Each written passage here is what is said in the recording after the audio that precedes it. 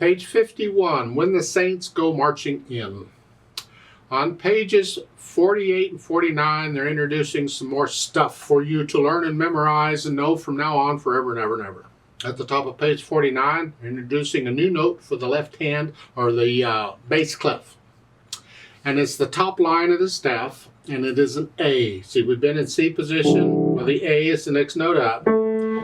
I'm trusting that you know the names of the notes in the music so far, and you know them instantly. You don't have to calculate them or think about them, or you don't need stickers or anything. You know them instantly. If you don't, please go back, start the book again, and go through it again, and concentrate on drilling yourself on the names of the notes.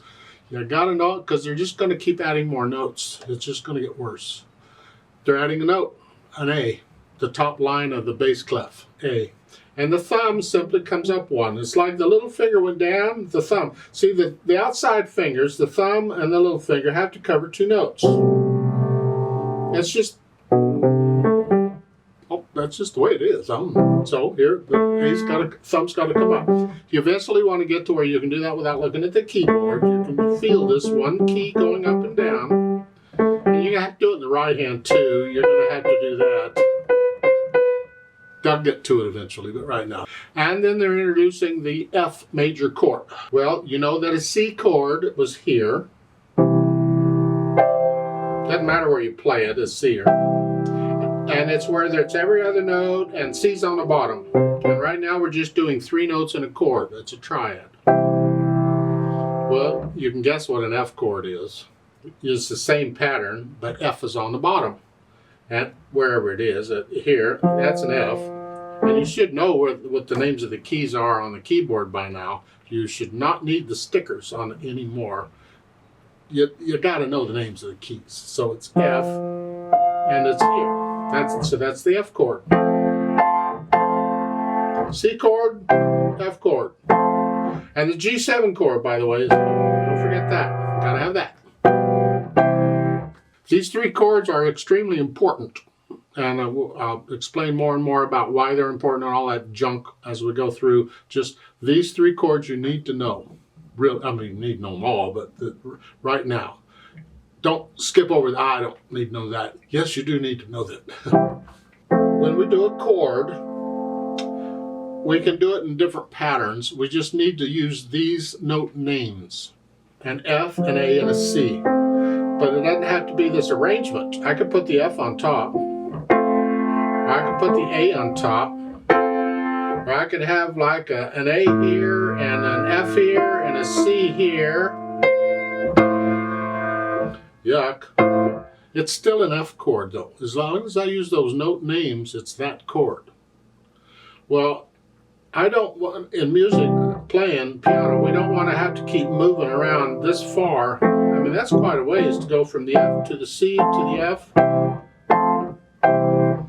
It's kind of fun, but still, we don't want to do that. So in order to not have to do that, we're going to rearrange the F chord. And by that, we're simply going to take the C and we're going to put it on the bottom. So it's this arrangement. This way, the F, all I'm doing to go from the C chord to an F chord is the top notes are going up. The thumb goes up and I use that finger. Here. That's all. You need to do it in both hands, but they haven't got to the right hand yet. They will stick around. So here. So I can get all 3 of these chords without moving my hand around. I got the C chord, the G7 chord, the F chord, the C chord. Usually it's this chord and then the F chord and then the G7 chord and then here. Or I could put a C chord in between them. I can do anything I want. It's my piano. But that's the F chord. And when you see it in the music, they show it at the bottom there, the middle measure. The C, the F, and the A. When you see that, just recognize it's an F chord. And you just think of it as one thing and you just play it there. Not 3 separate notes, just one thing. Just lower the hand down on one thing. So in this Saints marching thingy, you get these in the left hand, these chords. You get the C chord, If you look at the end of the second line, there's a G7 chord. If you look at the end of the third line, there's an F chord. Okay, that's fine. Now, use our approach to learning new music in this When the Saints thing. 4/4 time, we went back to 4/4 time. Treble and bass clef, this is 4 lines long. There is a repeat sign, so we're going to play it twice. We've got quarter notes, whole notes, half notes. I don't see any dotted half notes in. Yes, there is a dotted half note, and it's tied to a half note. Oh, that'll be fun. There is ties in this. I don't see any slurs. I just see ties. See that curved line? It's like, what is it for? Well, here, the only thing I'm seeing are ties, where you hold the note down for the length of both notes. I'll come back to it. Start at the beginning. Let's get the rhythm and the notes and the fingering and all that. Right hand first. They give you the here. You're still in C position, and it's just here. And that whole note is tied to a quarter note. You're going to hold it down for 5 counts. Well, that's okay. The left hand's got stuff going on. It'll keep you entertained while you do that, and then you do it again. You do that some more, blah, blah, blah. You go through and put it together. You ought to be able to read this music by now, really. If not, please go start this book again and go through it again. You're going too fast. Left hand just has the chords. Put the hands together. Here. Now, according to the time signature, every measure's got to have 4 counts in it. That's what the top 4 means, 4 counts. But if you look at the first measure, there's only 3 quarter notes in it. What's going on? Well, this is something we do in music, and you'll get used to it. It's called a pickup measure, or an incomplete measure, or an anacrusis, or whatever you want to call it. The point is, it's not a complete measure. You're not starting on beat 1. But the rest of the measure should be someplace, because totally we got to account for 4 beats. So there's got to be another beat someplace. Well, if you look at the last measure at the bottom, it's got 1 beat in it. That is beat 1. What they do is they take the last measure of the piece and they chop it. And they take what they need and they put it at the beginning. So beat 1 is at the bottom. Beat 2 is where you're starting. We start on beat 2. The counting is at beat 2. So it's 2, 3, 4, 1, like so. You get a lot of incomplete measures or pickup measures or whatever you want to call them. This is here. So again, 4, 1, 2, 3, 4, 1, 2, 3, 4, 1.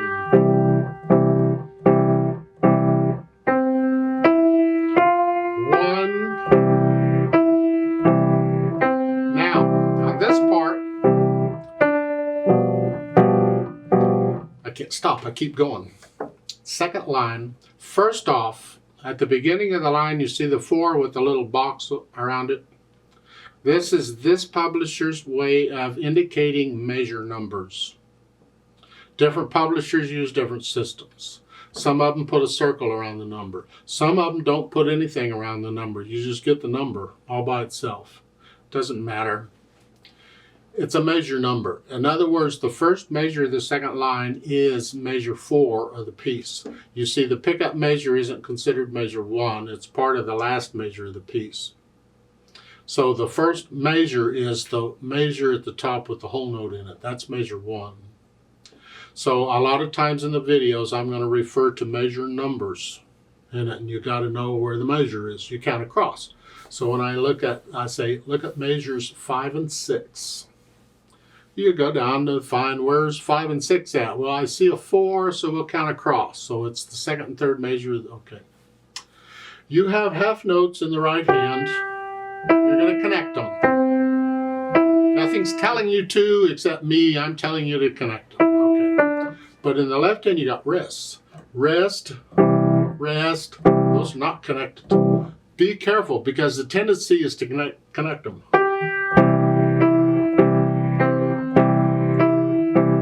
And that's not what's written. So watch out. So when I play the note for one beat, it's by itself.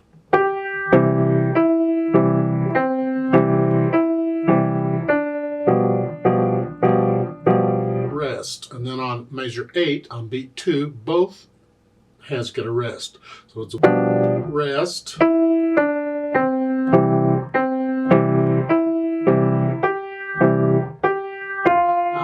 Measure 11, look out. Now you get a half rest in the left hand. So you gotta wait 2 beats before you play. So it's 1, 2, 3. 1, 2, 3, 4, 1, 2. See, they switch the rhythm. They do that sometimes. So you gotta be very careful and make sure you're playing what's written, not what you think it is. So you go through and work it out, the hands together, and then go back through and get rid of the hesitation so it is a nice steady beat. How fast you go is not important here, but it is important to have a steady beat. You can speed it up later. Once you do that, then we think about the articulation. Or at least that's how I do it.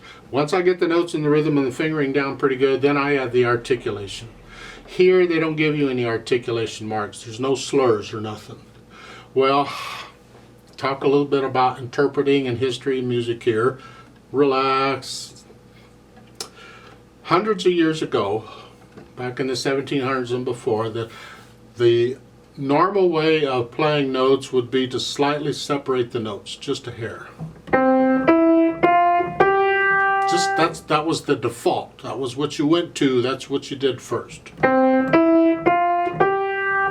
And over time, that changed, and now the default is connect the notes.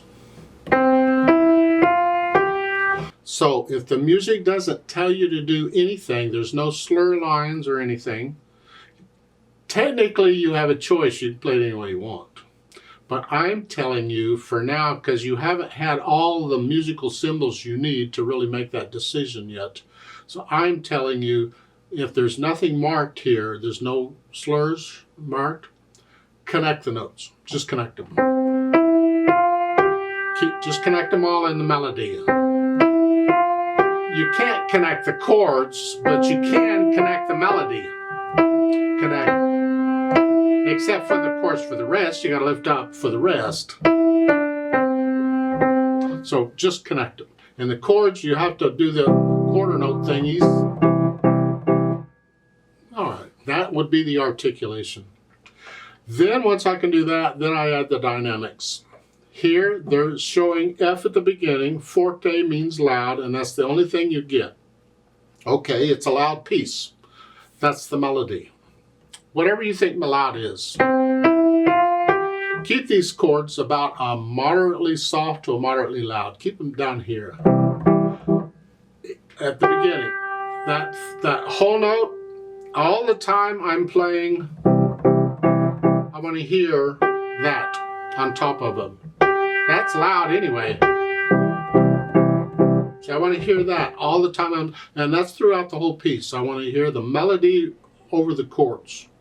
That may take a while because it takes control to play one hand louder than the other, but I'm asking you to keep trying. It will come eventually. It might take months, but it will come. Then once I have the dynamics down, then it's the speed. How fast do they want it? Well, this is a march. Left, right. Typically, a march is around 120 on the metronome. Typically. It's about 2 steps per second. 1, 2, 1, 2. This metronome is set at 60 right now. 120 would be twice as fast. 1, 2, 1, 2. Left, right, left, right, left.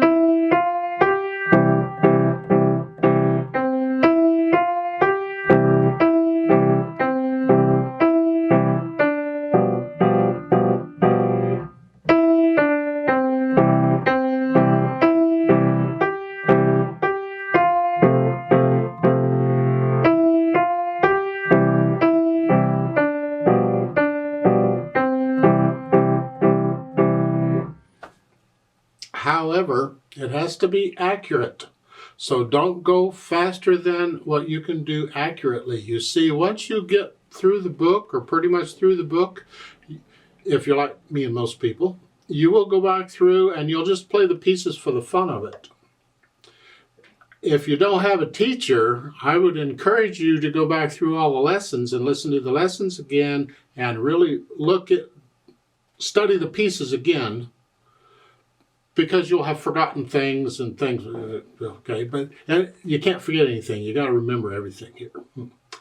But you'll find that when you do that, you'll be able to play these better, more control, and faster, and they actually get to where they're actually fun. You're not struggling with them so much. Right now, you might be struggling with it to try and get it, and you might not be able to play it that fast. That's okay. It's whatever your speed is, because you come back months or years later, it doesn't matter, it's up to you, and you go through them again and again, and just for fun. And you'll get them better and faster. I'd like to play this with you slowly. Let's double check the notes and the rhythms. I'm going to play both hands about the same. So I'm going to give us 5 counts. That's 4 counts because it's in 4/4 time, and 1 more because we come in on beat 2. And we are going to repeat it. So let's just try out. Make sure you're playing the same note I'm playing at the same time I'm playing it. 1, 2, 3, 4, go.